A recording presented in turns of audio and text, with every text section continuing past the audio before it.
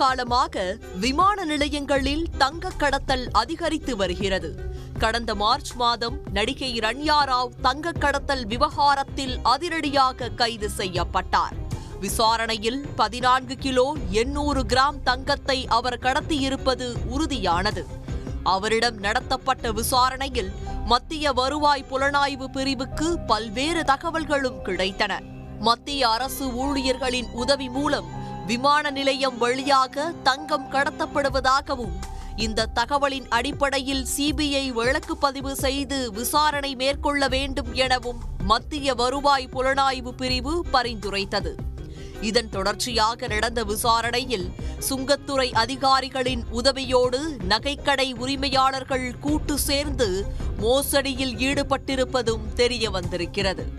சென்னையில் தங்க நகை உற்பத்தியாளர்கள் வெளிநாடுகளுக்கு ஏற்றுமதி செய்யும் நகைகளை செய்வதற்காக மொத்தமாக வெளிநாடுகளிலிருந்து அதிகளவில் தங்கக்கட்டிகளை இறக்குமதி செய்வது வழக்கம். அவ்வாறு இறக்குமதி செய்யப்பட்ட 24 கேரட் சுத்த தங்கக்கட்டிகளை உருக்கி 22 கேரட் தங்கமாக மாற்றி நகைகள் தயார் செய்வார்கள்.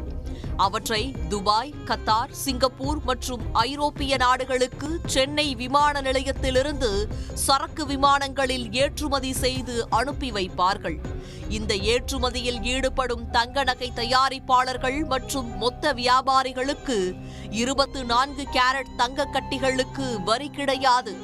ஆனால் சாதாரணமாக ஒருவர் வெளிநாட்டிலிருந்து தங்கம் வாங்கி வந்தால் அவரிடம் விமான நிலையத்தில் சுங்க அதிகாரிகள் 38% வரை வரி விதிப்பு செய்கிறார்கள். இந்த சலுகையை பயன்படுத்திதான் நகைக்கடை உரிமையாளர்கள் அதிகாரிகளின் உதவியோடு பல கோடிகளை சுருட்டியிருக்கிறார்கள்.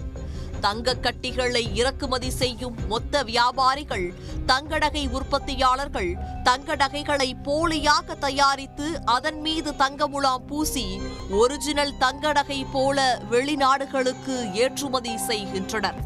இதன் மூலம் ஒன்றிய அரசின் நிதித்துறையை பல ஆண்டுகளாக ஏமாற்றி மோசடி செய்து வந்ததாகவும் தெரிகிறது. இதனால் ஒன்றிய நிதி அமைச்சகத்திற்கு பல ஆயிரம் கோடி ரூபாய் இழப்பும் ஏற்பட்டுள்ளது.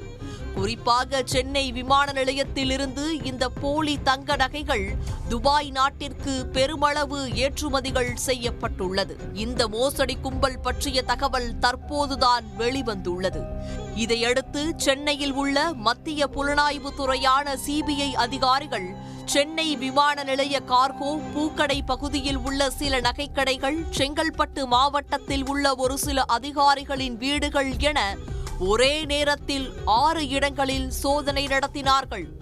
சென்னை விமான நிலையத்தில் தங்க ஆபரணங்கள் ஏற்றுமதிக்காக வியாபாரிகள் கொண்டு வரும்போது சென்னை விமான நிலைய கார்கோ பகுதியில் உள்ள சுங்கத்துறை அதிகாரிகள் அந்த நகைகள் அனைத்தையும் அதற்காக சிறப்பு கருவிகள் மூலம் பரிசோதித்து அனைத்து நகைகளும் 22 கேரட்டில் செய்யப்பட்டுள்ளதா என்பதை உறுதி செய்வார்கள்.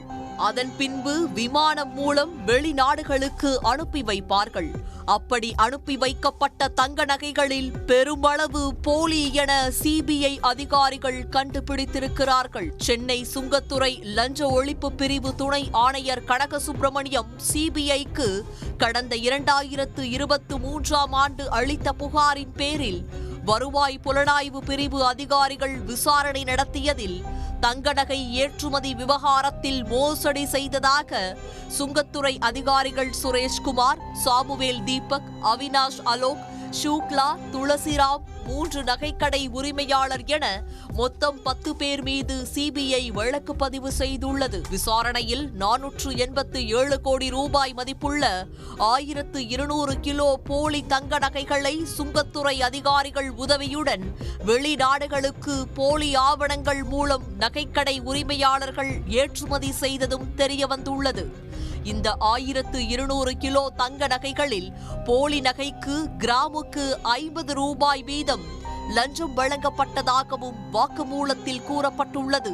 அந்த அடிப்படையில் சுமார் 6 கோடி ரூபாய் அளவிற்கு அதிகாரிகளுக்கு பணம் கொடுக்கப்பட்டதாக நகைக்கடை உரிமையாளர் வாக்குமூலம் கொடுத்துள்ளார். இந்த விசாரணையில் மேலும் பலர் சிக்கலாம் எனவும் சொல்லப்படுகிறது.